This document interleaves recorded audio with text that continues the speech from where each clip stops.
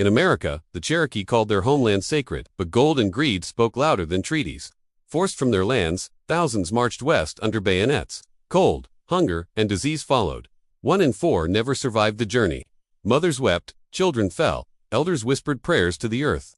History calls it the Trail of Tears, and it remains a scar on a nation's soul. This is the story of the Cherokee people. This is part 2 of our series on the indigenous tribes of North America. And we begin with a warning.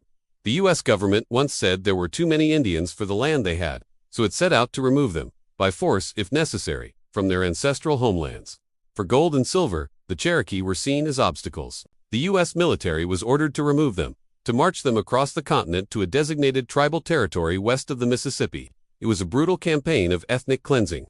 Thousands of Cherokee men, women, and children were forced to leave everything behind.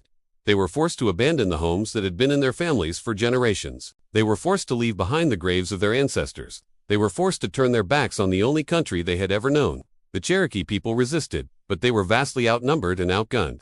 So in 1838, a U.S. military force of 7,000 surrounded the Cherokee capital.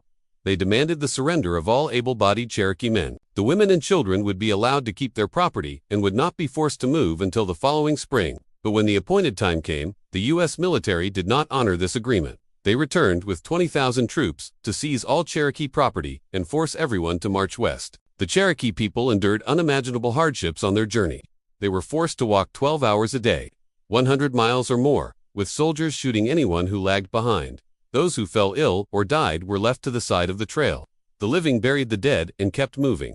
This became known as the Trail of Tears because that's what it was for the Cherokee, a trail of death and sorrow. Of the 16,000 Cherokee people who were forced to march, 4,000 never made it. History remembers those who died on the Trail of Tears as the 500, but the Cherokee people call them the ancestors who walked before us, reminding us that the Trail of Tears happened to real people who had names and families and dreams.